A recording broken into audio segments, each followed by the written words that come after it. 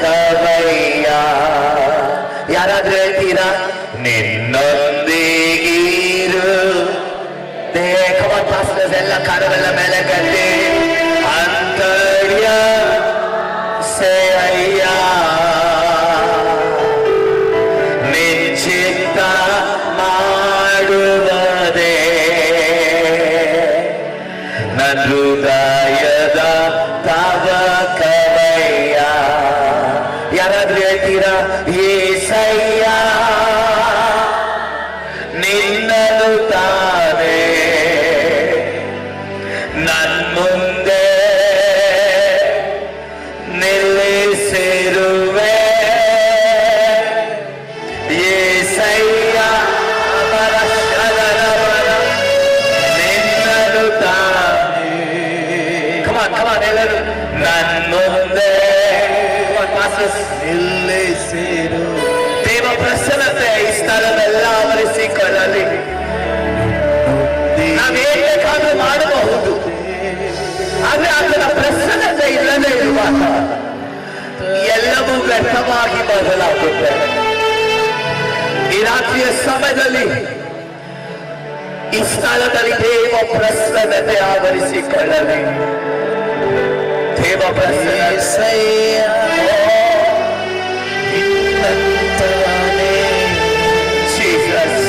ಮುಂದೆ ನಿಲ್ಲಿಸಿರುವೆ. యేసయ్య ನಿನ್ನನು ತಾನೇ ನನ್ ಮುಂದೆ ನಿಲ್ಲಿಸಿರುವೆ.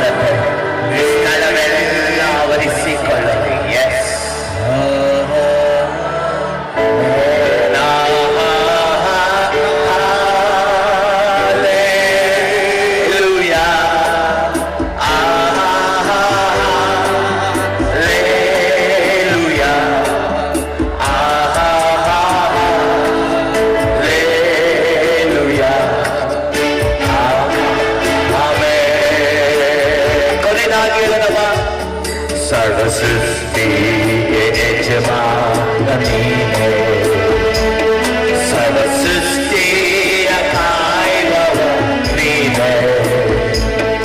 ನನ್ನ ಹೃದಯಗಳು ನಿನ್ನ ಸ್ತುತಿಸುವೆ, ಎಂದೆಂದು ಶಿರವಾಗಿ ನಮಿಪೆ. ಸರ್ವಸೃಷ್ಟಿಗೆ ಯಜಮಾನ ನೀನೇ, ಸೃಷ್ಟಿಯ ಕಾಯುವವ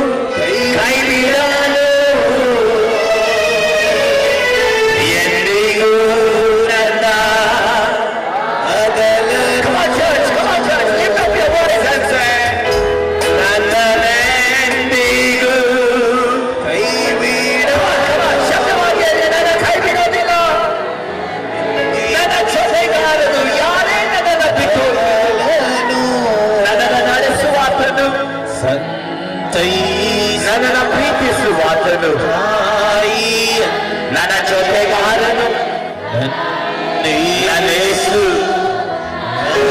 ನನ್ನನ್ನು ಕೊನೆದಾಗಿ ಸಂತೈಸುವ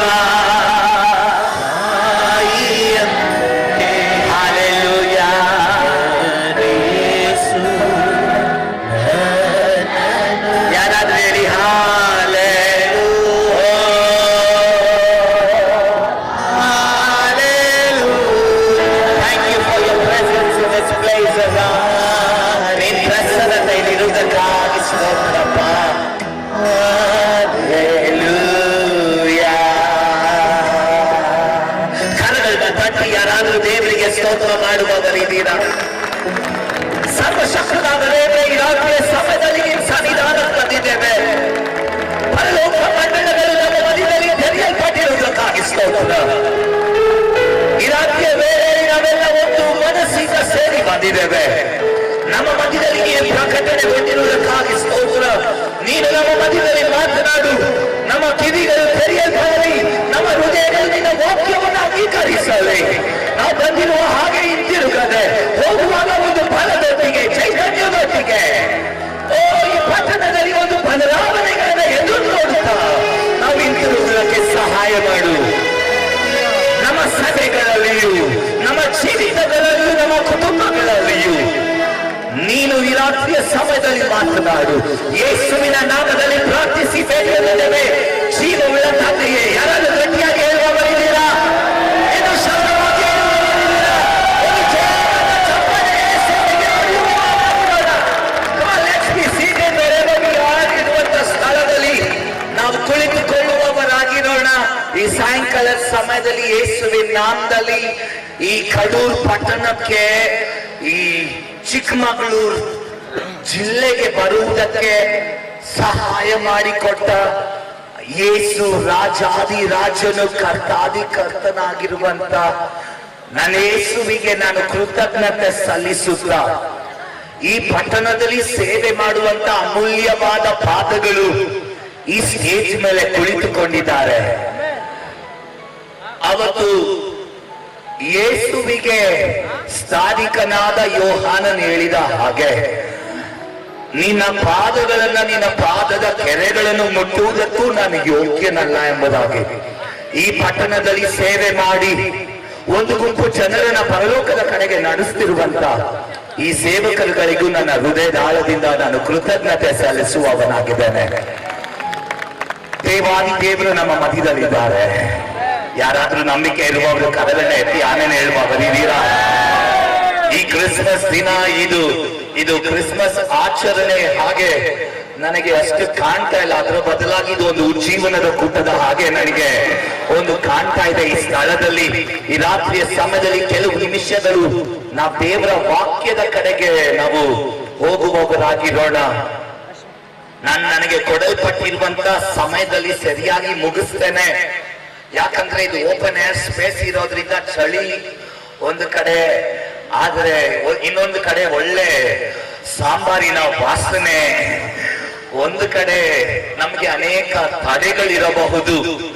ಆದ್ರೆ ನಾನು ನಂಬ್ತೇನೆ, ಪರಲೋಕದ ದೇವರು ನಮ್ಮ ಮಧ್ಯದಲ್ಲಿ ತನ್ನ ಕಾರ್ಯವನ್ನ ಮಾಡುವಾತನಾಗಿದ್ದಾನೆ ಎಂಬುದಾಗಿ. ಯಾರಾದ್ರೂ ಗಟ್ಟಿಯಾಗಿ ಆಮೇಲೆ ಹೇಳುವವರಿದ್ದೀರಾ?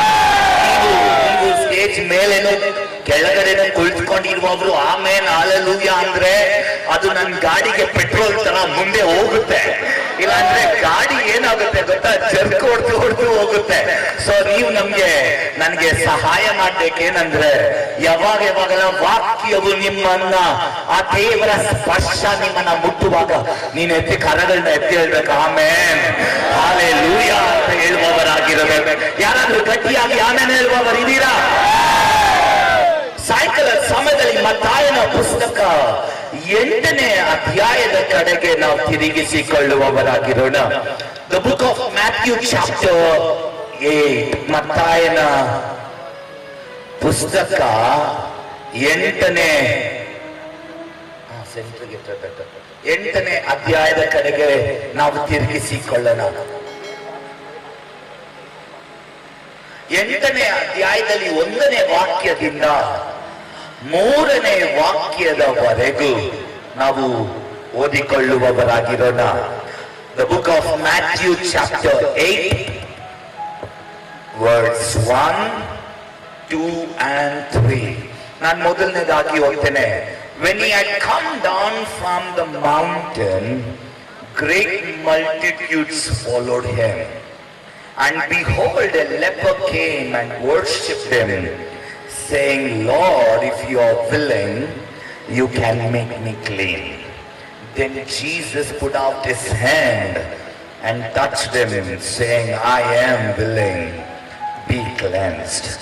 Immediately his leprosy was clean. ಕನ್ನಡದಲ್ಲಿ ಒಬ್ಬರು ಸೇವಕರು ಓದ್ಬೇಕೆಂಬುದಾಗಿ ನಾನು ಕೇಳ್ಕೊಳ್ತಾ ಇದ್ದೇನೆ. 8ನೇ ಅಧ್ಯಾಯದಲ್ಲಿ 1ನೇ ವಾಕ್ಯ, 2ನೇ ವಾಕ್ಯ, 3ನೇ ವಾಕ್ಯ, ಮತ್ತಾಯನ ಪುಸ್ತಕ. ಒಬ್ಬ ಕುಷ್ಠರೋಗಿಯು ಯೇಸುವಿನ ಬಳಿಗೆ ಬಂದು ಆತನಿಗೆ ಅಡ್ಡ ಬಿದ್ದು, ಸ್ವಾಮಿ, ನಿನಗೆ ಮನಸ್ಸಿದ್ದರೆ ನನ್ನನ್ನು ಶುದ್ಧ ಮಾಡಬಲ್ಲೆ ಅಂದನು. ಆತನು ಕೈ ನೀಡಿ, ಕೈ ಚಾಚಿ ಅವನನ್ನು ಮುಟ್ಟಿ, ನನಗೆ ಮನಸ್ಸುಂಟು, ಶುದ್ಧನಾಗುವಂದನು. ಕೂಡಲೇ ಅವನ ಕುಷ್ಠವು ವಾಸಿಯಾಯಿತು. ಯಾರಾದ್ರೂ ಆಮೇಲೆ ಹೇಳ್ಬಾರಿದ್ದೀರಾ? ಈ ಸಾಯಂಕಾಲದ ಸಮಯದಲ್ಲಿ, ಈ ಕ್ರಿಸ್ಮಸ್ ದಿನಗಳ ಮಧ್ಯದಲ್ಲಿ ಸೇರಿ ಬಂದಿರುವಂತ ನಾವುಗಳು, ನೀವು ಅನ್ಕೊಬಹುದು ಯಾವುದೋ ಒಂದು ಕ್ರಿಸ್ಮಸ್ ವಾಕ್ಯವನ್ನ ಪ್ರಸಂಗ ಮಾಡ್ಬೋದು ಅಂತ. ಆದ್ರೆ ಈ ರಾತ್ರಿಯ ಸಮಯದಲ್ಲಿ ನಾವು ಕೆಲವು ನಿಮಿಷಗಳು ಈ ವ್ಯಕ್ತಿಯ ಕುರಿತು ನಾವು ಧ್ಯಾನಿಸುವವರಾಗಿದ್ದೇವೆ. ನನ್ನ ಸ್ವರವನ್ನ ಕೇಳಿಸಿಕೊಳ್ಳುವವರು ಯಾರಾದ್ರೂ ಈ ರಾತ್ರಿಯ ಸಮಯದಲ್ಲಿ ಇಲ್ಲಿ ಇರುವುದಾದ್ರೆ, ನೀವು ಬಂದಿರುವ ಹಾಗೆ ಹಿಂತಿರುಗದೆ, ನನಗೆ ಒಂದು ನಂಬಿಕೆ ಉಂಟು, ಆ ಯೇಸು ನಿಮ್ಮನ್ನ ಗುಣಪಡಿಸಿ ಇಲ್ಲಿಂದ ನಿಮಗೆ ಕಳುಹಿಸುತ್ತಾನೆ ಎಂಬುದಾಗಿ. ಹಲ್ಲೆಲೂಯಾ. ಯೇಸು ಆ ಬೆಟ್ಟದ ಮೇಲೆ ಅನೇಕ ದಿನಗಳು ಉಪದೇಶವನ್ನ ಮಾಡುತ್ತಾ, ಅನೇಕ ವಾಕ್ಯಗಳನ್ನ ಹಂಚಿಕೊಳ್ಳುತ್ತಾ, ತನ್ನ ಜನರಿಗೆ, ಆತನ ಹಿಂದೆ ಬಂದ ಗುಂಪು ಗುಂಪು ಜನರನ್ನ ವಾಕ್ಯದಲ್ಲಿ ಅವರಿಗೆ ವಾಕ್ಯವ ಕುರಿತು ಹೇಳಿ, ಆ ಬೆಟ್ಟದಿಂದ ಕೆಳಗಡೆ ಇಳಿದು ಬರುವಾಗ ಬೈಬಲ್ ವಾಕ್ಯ ಹೇಳ್ತದೆ, ಅಲ್ಲಿ ಒಬ್ಬ ಕುಷ್ಠರೋಗಿ ಇದ್ದಾನೆ. ಯಾರಾದ್ರೂ ಹೇಳ್ತೀರಾ ಕುಷ್ಠರೋಗಿ? ಶಬ್ದವಾಗಿ ಹೇಳಿ, ಕುಷ್ಠರೋಗಿ. ಯಾರಾದ್ರೂ ಕುಷ್ಠರೋಗಿಗಳನ್ನ ನೋಡಿದೀರಾ? ಯಾರಾದ್ರೂ ನೋಡಿದೀರಾ? ನೀವೆಲ್ಲ ನನ್ನ ನೋಡೋತರ ಇದ್ರೆ ನುಂಗದರ ನೋಡ್ತಾ ಇದ್ದೀರಾ? ಸ್ವಲ್ಪ ನಗ್ನಂತ ಹೇಳಿ. ಯಾರಾದ್ರೂ ಕುಷ್ಠರೋಗಿನ ನೋಡಿದೀರಾ? ಕುಷ್ಠರೋಗಿ ಯಾಕೆಂದ್ರೆ, ನಾನು ಒಂದು ಮೆಡಿಕಲ್ ಕಾಲೇಜಲ್ಲಿ ಕೆಲಸ ಮಾಡುತ್ತಾ, ನಾನು ಅಲ್ಲಿ ಈ ಮೆಡಿಸಿನ್ ಓದುವಂತ ಮಕ್ಕಳಿಗೆ ಈ ಕುಷ್ಠರೋಗಿ ಕುರಿತು ನಾನು ಅನೇಕ ಸಮಯ ತಿಳ್ಕೊಂಡಿದ್ದೇನೆ. ಕುಷ್ಠರೋಗ ಬಂದು ಒಂದು ಘೋರವಾದ ಒಂದು ಕಾಯಿಲೆ. ನೀವ್ ಅನ್ಬೋದು ಆ ಕಾಲದಲ್ಲಿ ಕುಷ್ಠರೋಗಿಗಳಿದ್ರು, ಆದ್ರೆ ಈ ಕಾಲದಲ್ಲಿ ಇಲ್ಲ ಅಂತ. ಇಲ್ಲ ಇಲ್ಲ, ಇವತ್ತು ಸಹ ಕುಷ್ಠರೋಗಿಗಳಿದ್ದಾರೆ. ನಾನು ಹೋಗಿ ಕುಷ್ಠರೋಗಿಗಳ ಮಧ್ಯದಲ್ಲಿ ಅನೇಕ ಸಮಯ ಸೇವೆಗೂ ಬೆಂಗಳೂರಲ್ಲಿ ಹೋಗಿದುಂಟು. Praise the lord. ಹಲ್ಲೆಲೂಯಾ. ಈ ಕಾಯಿಲೆ ಒಬ್ಬ ಮನುಷ್ಯನಿಂದ ಇನ್ನೊಬ್ಬನಿಗೆ ಅಂಟುವಂತ ಕಾಯಿಲೆ ಅಲ್ಲ. ಕೆಲವು ವರ್ಷದ ಹಿಂದೆ ಒಂದು ಕಾಯಿಲೆ ಪ್ರಪಂಚದ ಎಲ್ಲಾ ಕಡೆ ಬಂತು. ಅದರ ಹೆಸರು ಏನಂದ್ರೆ COVID-19, ಕೊರೋನಾ. ಅದು ಒಬ್ಬ ವ್ಯಕ್ತಿಯಿಂದ ಇನ್ನೊಂದು ವ್ಯಕ್ತಿಗೆ ಹರಡುವಂತ ಕಾಯಿಲೆ ಆಗಿತ್ತು. Praise the lord. ಹಲ್ಲೆಲೂಯಾ. ಆದ್ರೆ ಈ ಕುಷ್ಠರೋಗ ಬಂದು ಒಬ್ಬ ವ್ಯಕ್ತಿಯಿಂದ ಇನ್ನೊಬ್ಬನಿಗೆ ಹರಡುವಂತ ಕಾಯಿಲೆ ಅಲ್ಲ. ಆದ್ರೆ ಈ ಕಾಯಿಲೆ ಏನ್ ಮಾಡುತ್ತೆ ಅಂದ್ರೆ, ಒಬ್ಬನ ಶರೀರದಲ್ಲಿ ಬಂದಾಗ ಅವನ ಶರೀರದಲ್ಲಿ ಇರುವಂತ ಎಲ್ಲಾ ಸೆಲ್ಸ್ ಗಳನ್ನ ಅದು ತಿಂದು ಅವನ ಸ್ಕಿನ್ ಸತ್ತೋಗುತ್ತೆ, ಅವನ ಚರ್ಮ ಸತ್ತೋಗುತ್ತೆ. ಅದ್ರಲ್ಲಿ ರಕ್ತದ ಓಡಾಟ ಇರುವುದಿಲ್ಲ. ಹಂಗೆ ರಕ್ತ ಹರಿತಾ ಇರುತ್ತೆ, ಒಂದು ಕಡೆ ಕ್ಯೂ ಬರ್ತಾ ಇರುತ್ತೆ, ಒಂದು ಕಡೆ ದುರ್ವಾಸನೆ ಬರುತ್ತೆ. ಕುಷ್ಠರೋಗ ಬಂದು ಒಂದು ಘೋರವಾದ ಒಂದು ಕಾಯಿಲೆ. ಈ ದಿನಗಳಲ್ಲಿಯೂ ಯಾರಿಗಾದ್ರೂ ಒಬ್ಬನಿಗೆ ಕುಷ್ಠರೋಗ ಇದೆ ಅಂದ್ರೆ ಅವನನ್ನ ಹಾಸ್ಪಿಟಲ್ ಅಲ್ಲಿ ಕರ್ಕೊಂಡೋಗಿ ಬಿಟ್ಬಿಡ್ತಾರೆ ಹೊರತು ಅವನನ್ನ ಗಮನಿಸುವಂತ ಜನಗಳಿಲ್ಲ. ಕೆಲವು ವರ್ಷಗಳ ಹಿಂದೆ ಬೆಂಗಳೂರಲ್ಲಿ ಸುಮ್ಮನಹಳ್ಳಿ ಅಂತ ಒಂದು ಪ್ರದೇಶ ಇದೆ, ಮಾಗಡಿ ರೋಡ್ ಹತ್ರ. ಅಲ್ಲಿ ಒಂದು ಲೆಪ್ರಸಿ ಕ್ಯಾಂಪ್ ಒಂದಿದೆ, ಕುಷ್ಠರೋಗದ ಕ್ಯಾಂಪ್. ಆ ಕುಷ್ಠರೋಗದ ಕ್ಯಾಂಪ್ಗೆ ಅದು ಕ್ಯಾಥಲಿಕ್ ಫಾದರ್ಸ್ ನಡೆಸುವಂತ ಒಂದು ಸೆಂಟರ್. ಅವರು ಮಾಡುವಂತ ಸೇವೆಗೆ ಪರಲೋಕ ದೇವರೇ ಅವ್ರಿಗೆ ಆಶೀರ್ವಾದ, ಅವ್ರಿಗೆ ಅವನ್ನ ನಡೆಸುವ ಆತನು. ಅಲ್ಲಿ ನಾನು ಹೋದಾಗ ಒಬ್ಬ ಚಿಕ್ಕ ಹುಡುಗ, ಒಂದು 9 ವಯಸ್ಸಿಲ್ಲ ಅಂದ್ರೆ 10 ವಯಸ್ಸಿನ ಒಬ್ಬ ಹುಡುಗ. ನೀವು ನಂಬುತ್ತೀರೋ ಇಲ್ವೋ ಗೊತ್ತಿಲ್ಲ, ನಾನು ಆ ಹುಡುಗನನ್ನ ನೋಡಿದಾಗ ಅಲ್ಲಿದ್ದ ಫಾದರ್ ಒಬ್ರು, ಅವ್ರ ಹೆಸರು ಫಾದರ್ ಜಾರ್ಜ್ ಅಂತ. ಅವ್ರ ಹತ್ರ ಕೇಳಿದೆ, ಫಾದರ್ ಈ ಹುಡುಗನ್ಗೆ ಏನಾಗಿದೆ ಇಲ್ಲಿ? ಆ ಫಾದರ್ ಹೇಳಿದ್ರು, ಸ್ಯಾಮ್ ನೀನ್ ಹೋಗಿ ಆ ಹುಡುಗನ ಹತ್ರನೇ ಕೇಳು ಅವನ ಪ್ರಾಬ್ಲಮ್ ಏನು ಅಂತ. ನಾನು ಅವನ ಹತ್ರ ಹೋಗಿ ಅವನ್ನ ಕರೆದು ಪಕ್ಕದಲ್ಲಿ ಕುಂಡಿಸ್ಕೊಂಡು ಅವನಿಗೆ ಕೇಳಿದೆ, ನೀನ್ ಯಾಕೆ ಈ ಕ್ಯಾಂಪ್ ಬಂದಿದೆ? ಅವನ್ ನನ್ನ ನೋಡಿ ಹೇಳ್ದ, ಅಂಕಲ್ ನಾನ್ ಚಿಕ್ಕಬಳ್ಳಾಪುರ ಅಂತ ಒಂದು ಊರಿಗೆ ಸೇರಿದವನು. ನಮ್ಮಪ್ಪ ನನ್ನನ್ನ ಬೆಂಗಳೂರಿಗೆ ಒಂದು ಕೆಲಸದ ನಿಮಿತ್ತ ಕರ್ಕೊಂಡ್ ಬಂದ್ರು. ಸಿಟಿ ಮಾರ್ಕೆಟ್ ಬಸ್ ಸ್ಟಾಪ್ ಅಲ್ಲಿ ಇಳಿದು ಬಸ್ ಸ್ಟಾಪ್ ಅಲ್ಲಿ ನನ್ನನ್ನು ಕುಳ್ಳಿರಿಸಿ, ಮಗ ನೀನು ಇಲ್ಲೇ ಇರು, ನಾನು ಹೋಗಿ ಊಟ ತಗೊಂಡ್ ಬರ್ತೀನಿ ಅಂತ ಹೋದ ತಂದೆ ಹಿಂತಿರುಗಲಿಲ್ಲ. Hallelujah, praise the lord. ಮಧ್ಯಾಹ್ನ ಆಯ್ತು, ಒಂದೇ ಸ್ಥಳದಲ್ಲಿದ್ದಾನೆ. ಸಾಯಂಕಾಲ ಆಯ್ತು, ಆ ಸಿಟಿ ಮಾರ್ಕೆಟ್ ಬಸ್ ಸ್ಟಾಪ್ ಅಲ್ಲಿರುವಂತ ಪೊಲೀಸ್ ಸ್ಟೇಷನ್ಗೆ ಒಬ್ರು ಹೇಳಿದ್ರು, ಸರ್ ಈ ತರ ಒಬ್ಬ ಹುಡುಗ ಇದ್ದಾನೆ ಅಂದಾಗ ಪೊಲೀಸ್ ಆಫೀಸರ್ಗಳು ಬಂದ್ರು. ಅನಂತರ ಕೇಳಿದ್ರು, ನಿಮ್ ಊರ್ ಯಾವ್ದು? ನಾನು ಹೇಳ್ತಾನೆ, ಚಿಕ್ಕಬಳ್ಳಾಪುರ. ನಿಮ್ಮ ಅಪ್ಪನ ನಂಬರ್ ಹೇಳು. ಫೋನ್ ಮಾಡಿದ್ರು, ಸ್ವಿಚ್ ಆಫ್, ಯಾರು ತೆಗೆದಿಲ್ಲ. ಅನಂತರ ಅಲ್ಲಿದ್ದ ಒಬ್ಬ ಪೊಲೀಸ್ ಆಫೀಸರ್ ಅವರ ಸ್ಟೇಷನ್ ಅಲ್ಲಿ ಕರ್ಕೊಂಡೋಗಿ ರೈಟಿಂಗ್ ಅಲ್ಲಿ ಬರೆಸಿ ಅವನ್ನ ಕರ್ಕೊಂಡ್ಬಂದು ಈ ಸುಮ್ಮನಹಳ್ಳಿ ಲೆಪ್ರಸಿ ಕ್ಯಾಂಪ್ ಅಲ್ಲಿ ಬಿಟ್ಟು ಹೋದ್ರು. ಅವತ್ತಿಂದ ಅವನ ತಂದೆನೂ ಬರ್ಲಿಲ್ಲ, ಅವತ್ತಿಂದ ಅವರ ತಾಯಿನೂ ಬರ್ಲಿಲ್ಲ. ಇವತ್ತು ಸಹ ಆ ಹುಡುಗ ಅಲ್ಲೇ ಇದ್ದಾನೆ. ಯಾಕೆ ಹೇಳ್ತಾ ಇದ್ದೀನಂದ್ರೆ, ಈ ಕಾಯಿಲೆ ಅಷ್ಟು ಘೋರವಾದ ಕಾಯಿಲೆ. ಹಲ್ಲೆಲೂಯಾ. ಯೇಸು ಸ್ವಾಮಿ ಇವತ್ತೇ ಇಷ್ಟು ಘೋರ ಅಂತ ನಾವು ಯೋಚಿಸ್ತೇವೆ ಅಂದ್ರೆ, ಯೇಸುವಿನ ಕಾಲದಲ್ಲಿ 2000 ವರ್ಷದ ಹಿಂದೆ ಆ ಕಾಯಿಲೆನ ಎಷ್ಟು ಘೋರ ಎಂಬುದಾಗಿ ಆ ಜನರು ಯೋಚಿಸ್ತಾ ಇದ್ದಿರಬಹುದು. ಇವನಿಗೂ ಒಂದು ಕುಟುಂಬ ಉಂಟು, ಇವನಿಗೂ ಒಂದು ಜೀವಿತ ಉಂಟು. ಅದೇ ಬೈಬಲ್ ಸ್ಪಷ್ಟವಾಗಿ ಹೇಳ್ತದೆ, ಯೇಸು ಬೆಟ್ಟದಿಂದ ಇಳಿದು ಬರುವಾಗ ನೋಡಿ, ಬೆಟ್ಟ ಊರು ಒಳಗಡೆ ಇರೋದಿಲ್ಲ, ಬೆಟ್ಟ ಊರ ಆಚೆ ಇರುತ್ತೆ. ಊರ ಆಚೆಗಡೆ ಒಬ್ಬ ಕುಷ್ಠರೋಗಿ ಏನ್ ಮಾಡ್ತಾ ಇದ್ದಾನೆ? ನಾನ್ ಅಂದ್ಕೊಳ್ತೇನೆ ಅವನಿಗೆ ಯಾವಾಗ ರೋಗ ಬಂದಿತ್ತೋ ಅವರ ಕುಟುಂಬದವರು ಕರ್ಕೊಂಡ್ಬಂದಲ್ಲಿ ಬಿಟ್ಟು ಹೋಗಿರಬಹುದು. ಬೆಳಗ್ಗೆ ಆದ್ರೆ ಸಾಯಂಕಾಲ ಆದ್ರೆ ಬಂದು ಊಟ ಕೊಟ್ಟಿ ಹೋಗ್ಬೋದು. ಅವನ್ನ ಯಾರು ಮುಟ್ಟೋದಕ್ಕೇನು ಮುಂದೆ ಬರ್ತಾ ಇಲ್ಲ. ಆದ್ರೆ ಒಂದು ಒಳ್ಳೆ ಸುದ್ದಿ ಏನಂದ್ರೆ, ಯೇಸುವಿನ ಕುರಿತು ಆ ಕುಷ್ಠರೋಗಿಗೆ ತಿಳಿದಿತ್ತು. ಹಲ್ಲೆಲೂಯಾ. ಯಾರ ಕುರಿತು ಯಾರಿಗೆ ಗೊತ್ತಿದೆ ಗೊತ್ತಾ? ಯೇಸುವಿನ ಕುರಿತು ಕುಷ್ಠರೋಗಿಗೆ ಗೊತ್ತಿತ್ತು. ಬೈಬಲ್ ಕ್ರೊನಾಲಜಿನ ನಾವು ಕರೆಕ್ಟ್ ಆಗಿ ಓದಿದ್ರೆ ಹಾಗೆ ಅದು ಅರ್ಥ ಆಗೋದು.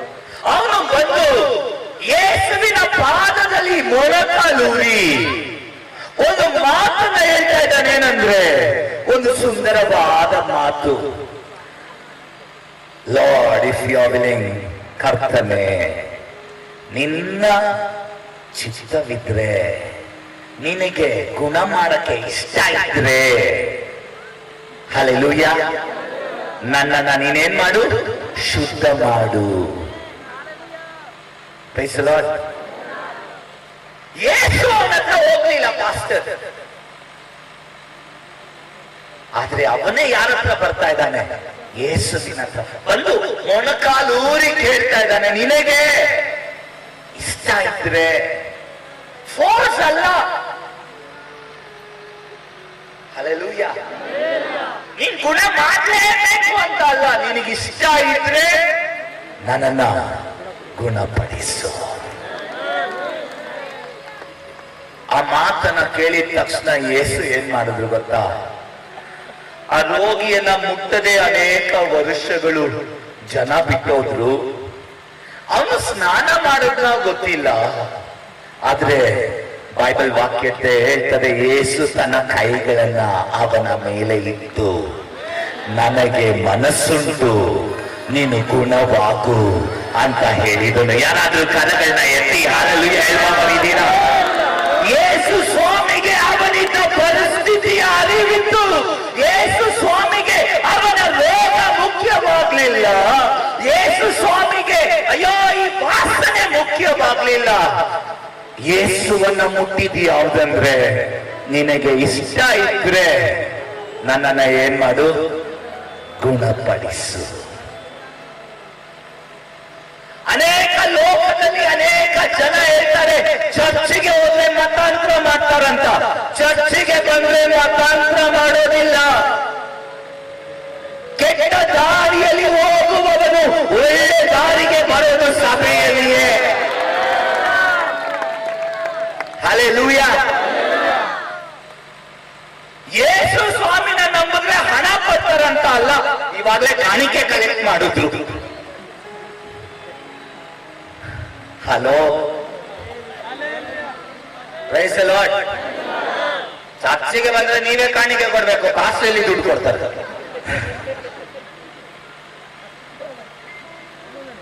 ಲೋಕದಲ್ಲಿ ಅನೇಕ ಮಾತುಗಳು. ಯೇಸು ಸ್ವಾಮಿ ಹಂಗಂದ್ರೆ ಅವತ್ತು ಅಲ್ಲಿ ಬಂದಿದ ಕಾರಣ ಏನು ಗೊತ್ತಾ?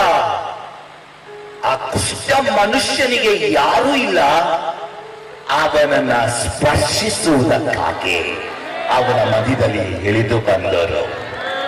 ಹಲ್ಲೆಲೂಯಾ. ಎಷ್ಟು ಜನ ನಂಬ್ತೀರಾ? ಇವತ್ತು ಕಡೂರಲ್ಲೂ ಯೇಸು ಸ್ವಾಮಿ ಇಳಿದು ಬಂದಿದ್ದಾನೆ. 2000 ವರ್ಷದ ಹಿಂದೆ ಬಂದ ಯೇಸು ಒಬ್ಬ ದೇವರು ನರಪುತ್ರನಾಗಿ ಇಳಿದು ಬಂದು ತನ್ನ ಶರೀರದಲ್ಲಿದ್ದ ಎಲ್ಲಾ ಆತನ ರಕ್ತವನ್ನ, ಪರಿಶುದ್ಧವಾದ ರಕ್ತವನ್ನ ಕೊಟ್ಟು ಆತನು ಶಿಲುಬೆ ಮೇಲೆ ಹೋಗುವುದಕ್ಕೆ ಕಾರಣ ಏನು ಗೊತ್ತಾ? ನಾನು ಮಾಡಿದ ಪಾಪಗಳು, ನೀವು ಮಾಡಿದ ತಪ್ಪುಗಳು, ಅಕ್ರಮಗಳು, ಅನೇಕ ಕುಷ್ಠಗಳ ಹಾಗೆ ನಾವು ಹೊರಗಡೆ ಚೆನ್ನಾಗಿರಬಹುದು, ಆದ್ರೆ ನಮ್ಮ ಒಳಗಡೆ ಕೆಲವು ಕುಷ್ಠಗಳಿದೆ, ಅನೇಕ ಪಾಪಗಳಿದೆ. ಪಾಪದ ಸಂಬಳ ಮರಣ ಅಂತ ವಾಕ್ಯ ಹೇಳ್ತದೆ.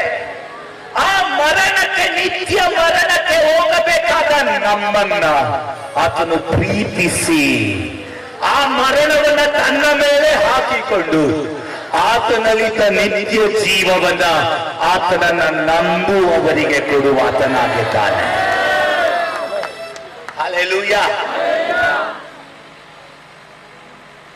ಯೇಸು ಅವನನ್ನ ಮುಟ್ಟಿ ಹೇಳಿದರು, ನನಗೆ ಮನಸ್ಸುಂಟು, ಶುದ್ಧನಾಗು.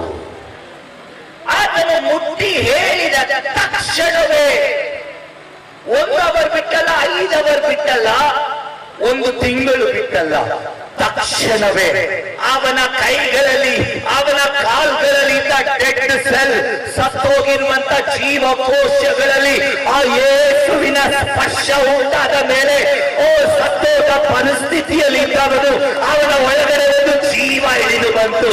ಕಾರಣ ಯೇಸು ಹೇಳಿದರು, ನಾನೇ ಮಾರ್ಗವು, ನಾನೇ ಸತ್ಯವು, ನಾನೇ ಜೀವವಾಗಿದ್ದೇನೆ. ಆ ಜೀವವು ಸತ್ತೋಗಿದ್ದ ಶರೀರವನ್ನ ಮುಟ್ಟಿದಾಗ ಅವನ ಒಳಗಡೆ ಒಂದು ಜೀವ ಇಳಿದು ಬಂತು. ಇವತ್ತು ನಾವು ಇಲ್ಲಿ ಹೊರಗಡೆ ಚೆನ್ನಾಗಿ ಕುತ್ಕೊಂಡಿದ್ದೇವೆ, ಒಳ್ಳೆ ಅಯನ್ ಮಾಡಿರೋ ಬಟ್ಟೆ ಹಾಕೊಂಡಿದ್ದೇವೆ, ಎಲ್ಲ ಚೆನ್ನಾಗಿರೋ ಕೋಟ್ ಹಾಕೊಂಡು ಆಚೆ ಚೆನ್ನಾಗಿದ್ದೇವೆ, ಆದ್ರೆ ಒಳಗಡೆ ಅನೇಕ ವಿಚಾರದಲ್ಲಿ ನಾವು ಸತ್ತೋಗಿದ್ದೇವೆ. Price the lord.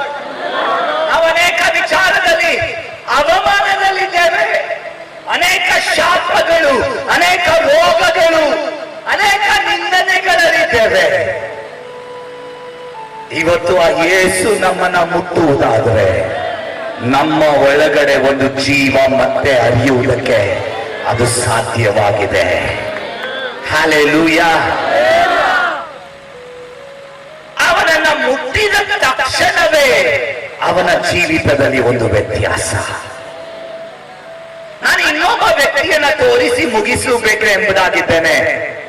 ಯೋಹಾನನ ಪುಸ್ತಕ 5ನೇ ಅಧ್ಯಾಯದಲ್ಲಿ 1ನೇ ವಾಕ್ಯದಿಂದ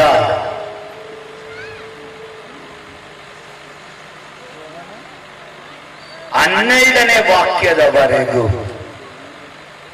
ಇಲ್ಲಾಂದ್ರೆ 9ನೇ ವಾಕ್ಯದವರೆಗೂ ನಾವು ಓದಿಕೊಳ್ಳೋಣ. ಯೋಹಾನನ ಪುಸ್ತಕ 5ನೇ ಅಧ್ಯಾಯ 1ರಿಂದ 9 ವಾಕ್ಯಗಳು. After this, there was a feast of the Jews and Jesus went to Jerusalem. And now there is in Jerusalem by the sheep gate a pool which is called in Hebrew Bethesda, having 5 porches. In this lay a great multitude of sick people, blind, lame, paralyzed, waiting for the move of the water. For an angel went down at a certain time into the pool and stirred up the water. Then whoever stepped in first after stirring of the water was made well of whatever disease he had.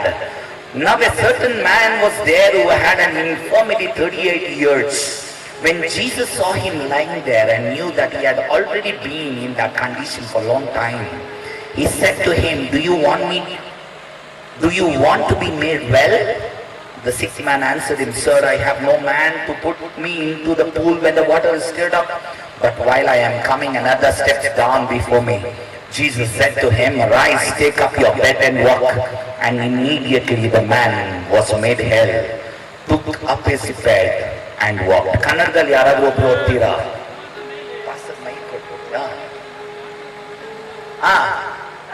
ಓದಿ pastor, ಓದಿ.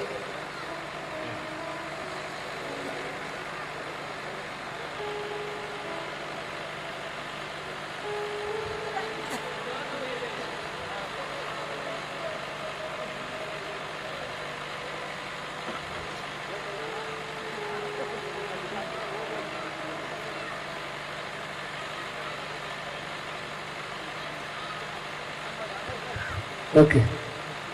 ಇದಾದ ಮೇಲೆ ಯೆಹೂದ್ಯರದೊಂದು ಜಾತ್ರೆ ಬಂದಿದ್ದರಿಂದ ಯೇಸು ಯೆರೂಸಲೇಮಿಗೆ ಹೋದನು. ಯೆರೂಸಲೇಮಿನಲ್ಲಿ ಕುರಿ ಅಗಸೆ ಬಾಗಿಲಿನ ಹತ್ತಿರದಲ್ಲಿ ಒಂದು ಕೊಳವಿದೆ. ಇದಕ್ಕೆ ಇಬ್ರಿಯ ಮಾತಿನಲ್ಲಿ ಬೆತ್ಸತಾ ಎಂದು ಹೆಸರು. ಅಲ್ಲಿ 5 ಮಂಟಪಗಳಿವೆ. ಇವುಗಳಲ್ಲಿ ಬಹುಮಂದಿ ರೋಗಿಗಳು, ಕುರುಡರು, ಕುಂಟರು, ಮೈ ಒಣಗಿದವರು ಬಿದ್ದುಕೊಂಡಿರುವರು. ಅಲ್ಲಿ 38 ವರ್ಷದಿಂದ ರೋಗಿಯಾಗಿದ್ದ ಒಬ್ಬ ಮನುಷ್ಯನಿದ್ದನು. ಅವನು ಬಿದ್ದಿರುವುದನ್ನು ಯೇಸು ಕಂಡು, ಇವನು ಹೀಗಾಗಿ ಬಹುಕಾಲವಾಗಿದೆ ಎಂದು ತಿಳಿದು, ನಿನಗೆ ಸ್ವಸ್ಥವಾಗಲಿಕ್ಕೆ ಮನಸ್ಸುಂಟೋ ಎಂದು ಅವನನ್ನು ಕೇಳಿದ್ದಕ್ಕೆ ಆ ರೋಗಿಯು, ಸ್ವಾಮಿ, ನೀರು ಉಕ್ಕುವಾಗ ನನ್ನನ್ನು ಕೊಳದೊಳಗೆ ಇಳಿಸುವವರು ಒಬ್ಬರೂ ಇಲ್ಲ. ನಾನು ಬರುವವರೊಳಗೆ ನನಗಿಂತ ಮುಂದಾಗಿ ಮತ್ತೊಬ್ಬನು ಇಳಿಯುತ್ತಾನೆ ಅಂದನು. ಯೇಸು ಅವನಿಗೆ, ಎದ್ದು ನಿನ್ನ ಹಾಸಿಗೆಯನ್ನು ಹೊತ್ತುಕೊಂಡು ನಡೆ ಎಂದು ಹೇಳಿದನು. ಆ ಕ್ಷಣವೇ ಆ ಮನುಷ್ಯನು ಸ್ವಸ್ಥನಾಗಿ ತನ್ನ ಹಾಸಿಗೆಯನ್ನು ಹೊತ್ತುಕೊಂಡು ನಡೆದನು. ತಟ್ಟೋಣವ, ಯಾರಾದ್ರೂ ಒಂದು ಜೋರಾದ ಒಂದು ಚಪ್ಪಾಳೆ ಹೊಡೆಯೋಣವ. ಈ ವಿಚಾರವನ್ನ ನಾನು ನಿಮ್ಮ ಮಧ್ಯದಲ್ಲಿ ಹಂಚಿಕೊಳ್ಬೇಕೆಂಬುದಾಗಿ ಒಂದು ಬಯಕೆ. ಬೈಬಲ್ ವಾಕ್ಯ ಹೇಳ್ತದೆ, ಅಲ್ಲಿ ಒಂದು ಕೊಳವಿದೆ. ಎಲ್ಲರಲ್ಲಿ ಒಂದು ಕೊಳ, ಅದು ಒಂದು ಟ್ರಯಾಂಗಲ್ ತರ ಇರುವಂತ, ಅಲ್ಲಿ ಅದು ಆಂಗಲ್ ಅಲ್ಲಿ 5 ಕಡೆಯಿಂದಲೂ ಅದರ ಸುತ್ತಲೂ ಅನೇಕ ವ್ಯಾಧಿ ಉಳ್ಳ ಜನರು ಅದರ ಸುತ್ತಲಿದ್ದಾರೆ. ಅದರಲ್ಲಿ ಯಾರ್ಯಾರಂದ್ರೆ ಬೈಬಲ್ ಹೇಳ್ತದೆ, ಗ್ರೇಟ್ ಮಲ್ಟಿಟ್ಯೂಡ್, ಅನೇಕ ಜನರು, ವ್ಯಾಧಿ ಉಳ್ಳವರು, ಕಣ್ಣಿಲ್ಲದೆ ಇರುವವರು, ಕುಂಟರು, ಕುಷ್ಠರೋಗಿಗಳಿರಬಹುದು, ಪ್ಯಾರಲಿಸಿಸ್ ಇರುವವರಿರ್ಬೋದು, ಎಲ್ಲ ರೋಗಿಗಳು ಅಲ್ಲೂ ಆ ಜಾಗದಲ್ಲಿದ್ದಾರೆ. ಯಾಕೆ ಗೊತ್ತಾ? ಒಬ್ಬ ಡಾಕ್ಟರ್ ಬರ್ತಾರಂತ ಅಲ್ಲ, ಆ ಕೊಳದ ಸುತ್ತಲೂ ಕಾಯುವಂತ ಕಾರಣ ಒಬ್ಬ ದೇವದೂತನು ಇಳಿದು ಬಂದು ಆ ನೀರನ್ನ ಅಲ್ಲಾಡಿಸುವಾಗ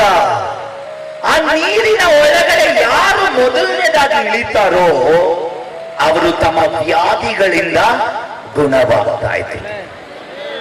ಹಲ್ಲೆಲೂಯ. ಆದ್ರೆ ಈ ಜಾಗದಲ್ಲಿ ಒಬ್ಬ ವ್ಯಕ್ತಿ ಇದ್ದಾನೆ. ಆ ವ್ಯಕ್ತಿ ಎಷ್ಟು ವರ್ಷದಿಂದ ಅಲ್ಲಿದ್ದಾನೆ ಗೊತ್ತಾ? 38 ವರ್ಷ. ಅವನ್ಗೆ ಎಷ್ಟು ವಯಸ್ಸಾಗಿತ್ತೋ ಗೊತ್ತಿಲ್ಲ, ಆದ್ರೆ ಎಷ್ಟು ವರ್ಷದಿಂದ ಇದ್ದಾನೆ? 38 ವಯಸ್ಸಲ್ಲ ಅವನ್ಗೆ. ಆ ಕೊಳದ ಬಳಿಯಲ್ಲಿ 38 ವರ್ಷದಿಂದ ತಾನು ಗುಣವಾಗಬೇಕು. ಆ ಗುಂಪಿನ ಜನರ ಮಧ್ಯದಲ್ಲಿ ಯಾವಾಗ್ಲೂ ಆ ದೇವದೂತನು ಆ ಪರಲೋಕದ ಸಮಯದಲ್ಲಿ ಅಲ್ಲಾಡಿಸುವಾಗ ಅವನು ಅಲ್ಲೇ ಇದ್ದಾನೆ. ಅವನು ಸ್ವಲ್ಪ ಜರುಗಿ ಬರಸೊಳಗಡೆ ಯಾರೋ ಒಬ್ಬ ಬಿದ್ದೋಗ್ತಾ ಇದ್ದ ನೀರೊಳಗಡೆ. ಅವನ ಪರಿಸ್ಥಿತಿ ನೋಡಿ, ಎಂತ ಘೋರವಾದ ಪರಿಸ್ಥಿತಿ. ಹಲ್ಲೆಲೂಯ. ನಾನು ಅವಾಗಲೇ ಹೇಳಿದ ಕುಷ್ಠರೋಗಿ ಯೇಸುವಿನ ಹತ್ರ ಬಂದನು. ಆದ್ರೆ ಈ ಮನುಷ್ಯ ಪಕ್ಕದಲ್ಲಿರೋ ಕೊಳದೊಳಗಡೆನೆ ಹೋಗಕ್ಕೆ ಆಗ್ತಾ ಇಲ್ಲ. ಆದ್ರೆ ಆ ಕೊಳದ ಒಳಗಡೆ ಇಳಿದು ಬರುವಂತ ಆ ದೇವದೂತನನ್ನ ಸೃಷ್ಟಿ ಮಾಡಿದ ಯೇಸು 38 ವರ್ಷದಿಂದ ಇರುವಂತ ಆ ವ್ಯಕ್ತಿನ ನೋಡುವುದಕ್ಕಾಗಿ ಆತನಲ್ಲಿ ಇಳಿದು ಬಂದನು. 38 years. 38 ವರ್ಷ ಒಂದು ಸಾಮಾನ್ಯವಾದ ವಿಚಾರ ಅಲ್ಲ. ವಿವಾಹ ಆಗಿ 2 ವರ್ಷ ಆಗಷ್ಟರಲ್ಲಿ ಜನ ಕೇಳ್ತಾರೆ, ಏನು ಮಕ್ಕಳಿಲ್ವಾ? ಏನು ಮಕ್ಕಳಿಲ್ವಾ? ಹಲೋ, ಅನೇಕ ಜನ ಒಂದು 10 ವರ್ಷ ಆಯ್ತದೆ ವಿವಾಹ ಆಗಿ ಮಕ್ಕಳಿಲ್ಲ ಅಂದ್ರೆ, ಇದ್ರಲ್ಲಿ ಏನೋ ಪ್ರಾಬ್ಲಮ್ ಇದೆ, ಇನ್ನೊಂದು ಮದುವೆಗೆ ಹೋಗೋಣ. ಈ ವ್ಯಕ್ತಿ ತಾನು ಗುಣವಾಗಬೇಕೆಂಬುದಾಗಿ 38 ವರ್ಷದಿಂದ ಕಾಯ್ತಾ ಇದ್ದಾನೆ. ಅವನು ಕಾಯ್ತಾ ನಾನು ಅನ್ಕೊಳ್ತೇನೆ ಅವನ ಜೀವಿತದ ನಂಬಿಕೆ, ಅವನು ಮಾಡ್ತಾ ಇದ್ದ ಪ್ರಯಾಸ, ಅವನ ನಿರೀಕ್ಷೆ ಎಲ್ಲ ಹೋಗ್ಬಿಡ್ತು. ನನ್ನ ಜೀವಿತ ನನ್ನ ಹಣೆ ಬರಹ ಇಷ್ಟೇ. ಹಲ್ಲೆಲೂಯ. ನೀವ ಆ ಪರಿಸ್ಥಿತಿಯಲ್ಲಿರ್ಬೋದು,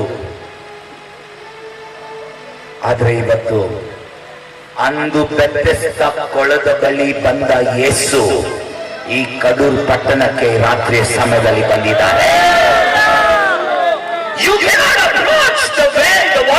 ನಿನಗೆ ನೀರಿನ ಹತ್ರ ಹೋಗಕ್ಕೆ ಆಗದೆ ಇರಬಹುದು ನಿನ್ನ ಅದ್ಭುತಕ್ಕೆ, ಆದ್ರೆ ನೀವು ಕಾಯ್ತಾ ಇರುವುದಾದ್ರೆ ಈ ರಾತ್ರಿಯ ಸಮಯದಲ್ಲಿ ಒಂದು ಪ್ರವಾದನೆಯಾಗಿ ನಿಮ್ಮ ಮೇಲೆ ಹೇಳಲಿ, ಇವತ್ತು ಯೇಸು ನಿಮ್ಮ ಮಧ್ಯದಲ್ಲಿ ಇಳಿದು ಬಂದಿದ್ದಾನೆ. ಅಲ್ಲಿ ಬಂದು ಆ ವ್ಯಕ್ತಿ ಹತ್ರ ಕೇಳ್ತಾ ಇದ್ದಾರೆ, ಏನು ಗೊತ್ತಾ?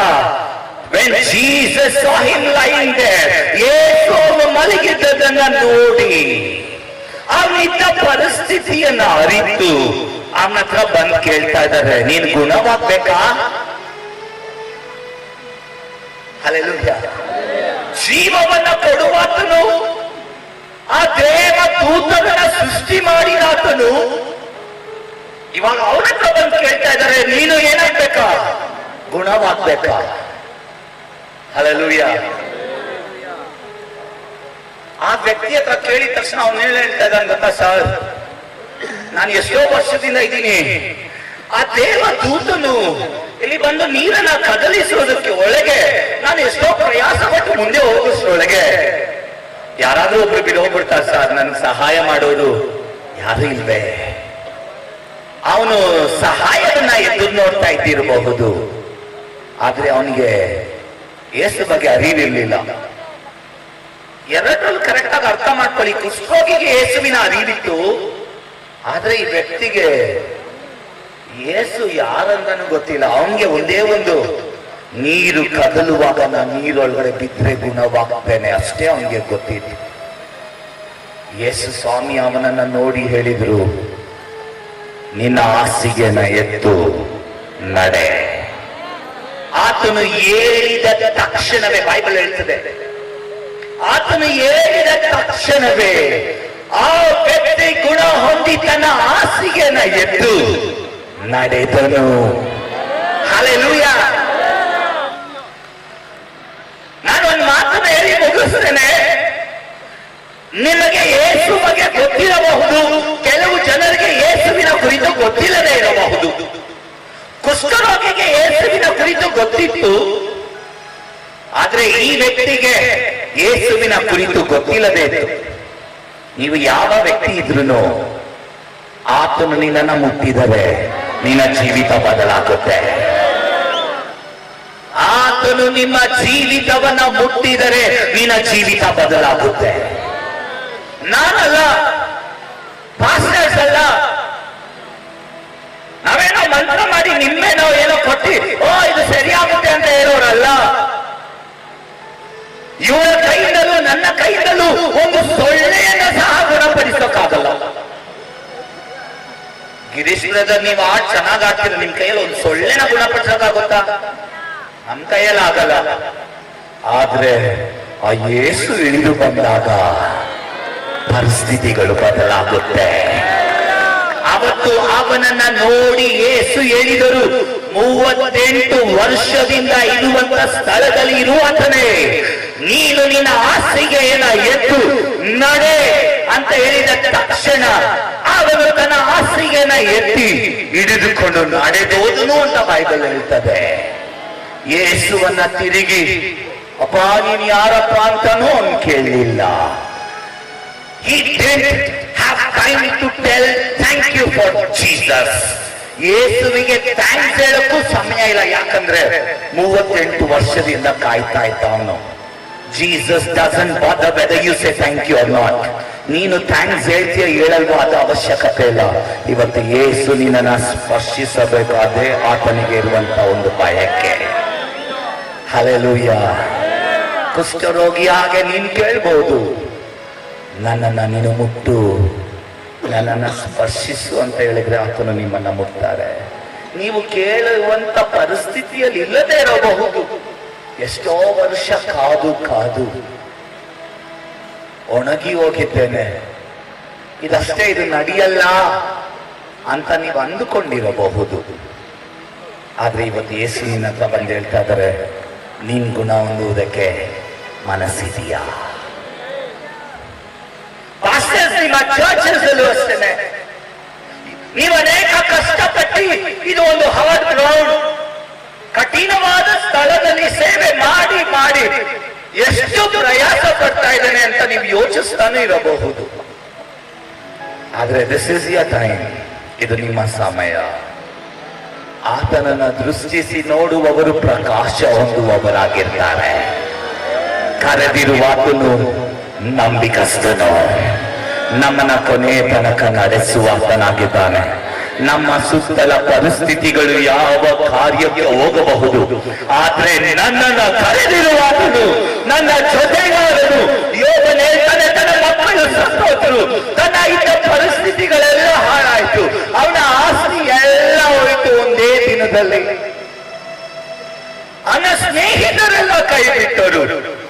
ಆದ್ರೆ ಒಂದು ಮಾತು ಹೇಳ್ತಾನೆ, ಮೈ ರಿಡೀಮರ್, ನನ್ನನ್ನ ಬಿಡಿಸುವಾತನು ಇನ್ನೂ ಜೀವಂತವಾಗಿದ್ದಾನೆ. ಇವತ್ತು ನಾನು ನಿಮಗೆ ಒಂದು ಪ್ರವಾದನೆಯಾಗೆ ದೇವರ ವಾಕ್ಯದ ಮೂಲಕ ನಿಮ್ಮ ಜೀವಿತದ ಮೇಲೆ ಒಂದು ಮಾತನ್ನು ನಾನು ಹೇಳಲಿ, ಅದನ್ನ ಪರಲೋಕವು ಪಾಲಿಸುವಂತದಾಗಿದೆ. ನಿಮ್ಮ ಜೀವಿತವು ಇರುವ ಹಾಗೆ ಇರುವುದಿಲ್ಲ ಯೇಸುವಿನ ನಾಮದಲ್ಲಿ.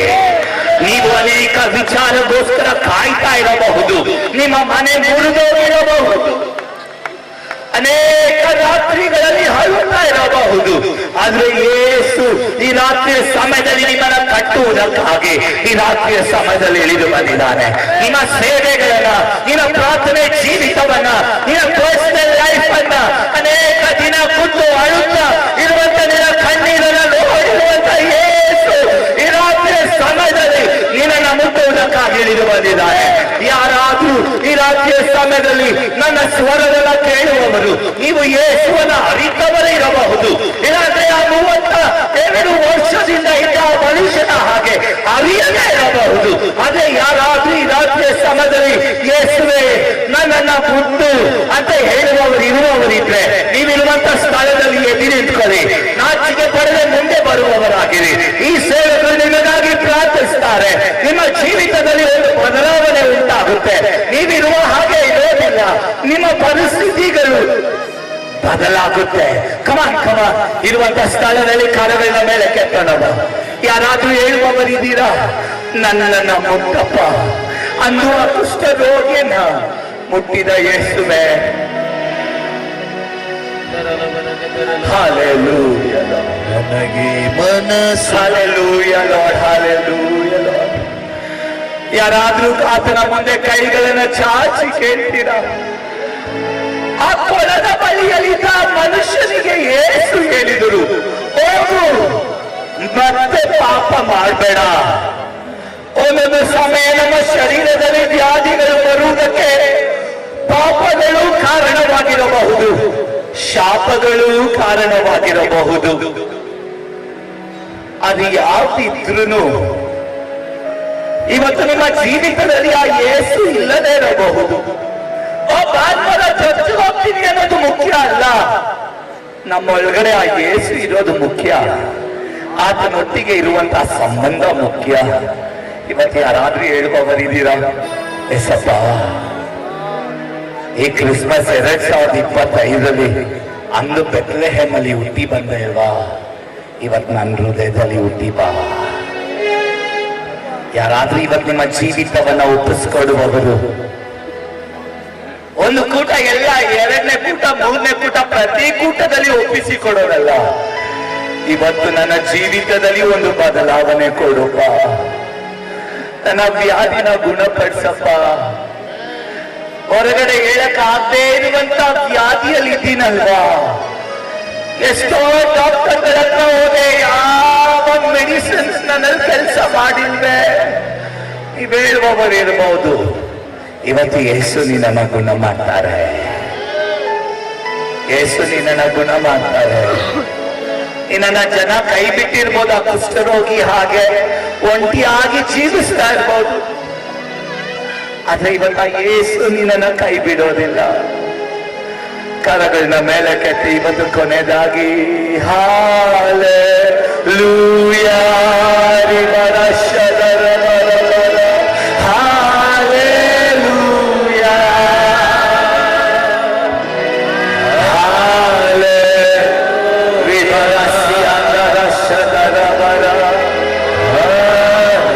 ಯಾರಾದ್ರೂ ಕರಗಳನ್ನ ಮೇಲೆ ಕೆತ್ತಿ ಯೇಸುವಿಗೆ ಒಪ್ಪಿಸಿಕೊಟ್ಟು ಹೇಳ್ತೀರಾ? Come on, pastors, raise your eyes and pray for these people. Hallelujah.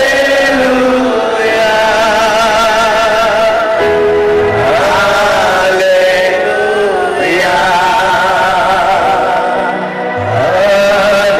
Hallelujah. ನನ್ನದೆಂದಿಗೂ ಕೈ ಬಿಡಲು ಕರಗಳ ಮೇಲೆ ಕೆತ್ತಿದ್ದೀರಾ? ಎಂದಿಗೂ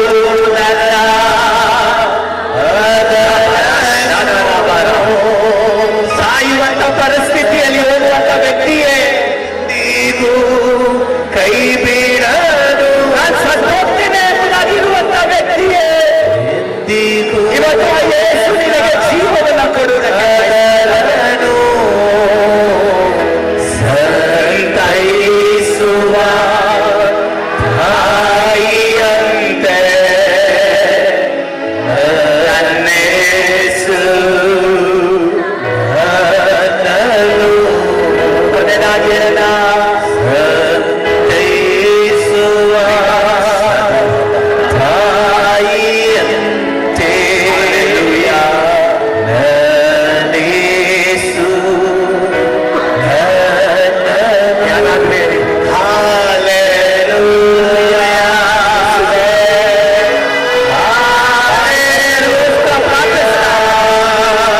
ಇವರ ಪರಿಸ್ಥಿತಿಗಳು ಇವರ ಕಣ್ಣೀರನ್ನ ನೋಡು, ಇವರ ವ್ಯಾಧಿಗಳನ್ನ ಗುಣಪಡಿಸು, ಇವರ ಪ್ರಾರ್ಥನೆಗಳಿಗೆ ಉತ್ತರ ಕೊಡು. ವರ್ಷದಿಂದ ಕಾಯ್ತಾ ಇದ್ದಾರಪ್ಪ, ಸ್ಪರ್ಶಿಸು, ಈ ಸೇವಕರ ಸೇವೆಗಳನ್ನು ವಿಸ್ತರಿಸು, ಈ ಪಟ್ಟಣ ರಕ್ಷಣೆಗೆ ಬರಲಿ, ಈ ಪಟ್ಟಣವನ್ನು ಆಳುವಂತ ನಾಯಕರು ಮನಸ್ಸುಂಟು ಸಹಾಯ ಶುದ್ಧ ಮಾಡು ಆಶೀರ್ವಾದಿಸ ರೋಗವ ನಿವಾಸಿ ಮಾಡು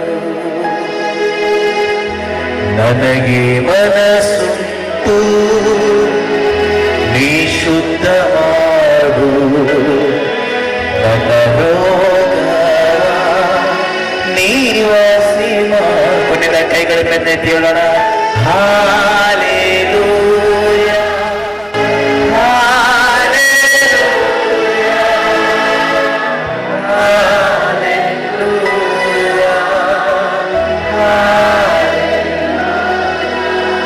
ಯೆಹೋವರಪ್ಪ ಸೌಖ್ಯದಾಯಕನೇ ನಿನ್ನ ಸ್ಪರ್ಶದಿ